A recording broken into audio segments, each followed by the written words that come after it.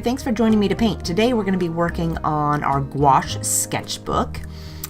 This is a fast forward version of this video. If you want to see the real-time one, there is another video and I'll put a link to that up in the top right hand corner in case you're interested in that instead of the fast forward version. So I'm going to go ahead and use this all dressed up stamp called Woodland Bird, and I'll put a link to the image down in the description box in case you'd like to pick that up. It's over on Wendy's Etsy shop. I'm going to use my gouache palette that I set up before, and I have a video showing that too if you're interested in that.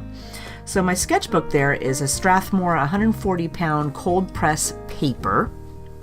So I'm going to use that, and I went ahead and used some painter's tape to paint off or to tape off a square on my sketchbook so that I can leave a frame around the outside. I kind of like how that looks.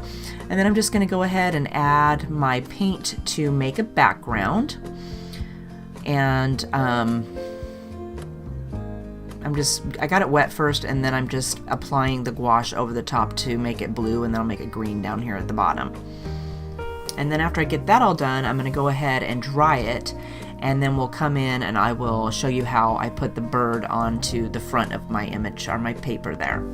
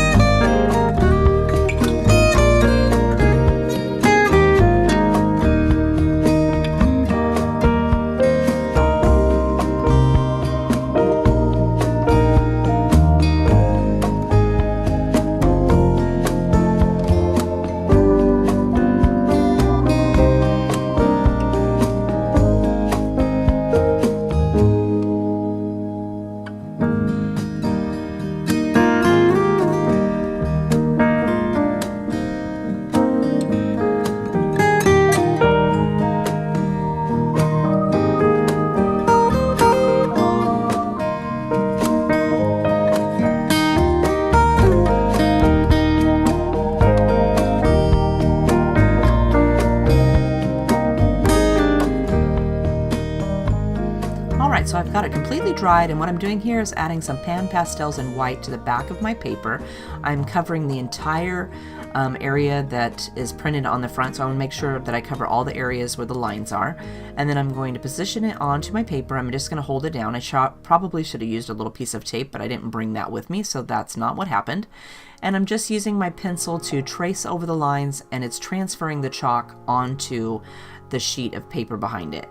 I know you probably can't see it. It's pretty light and it was hard for me to see, but it was perfect for me to see to paint over the top. In hindsight, I probably should have used a light gray color or a little bit darker color so that it would be a little bit easier to see, because it was kind of hard to see towards the end of my painting. But that's an easy way for you to get your painting onto, or your drawing onto your painting and not have to worry about it later, because I'm going to paint right over the top of it and it will all disappear. So I'm going to go ahead and let you finish watching the painting. If you have any questions, leave me a comment down below and I'll make sure to get back to you. Otherwise, I hope you are having a fabulous day, and I will see you later.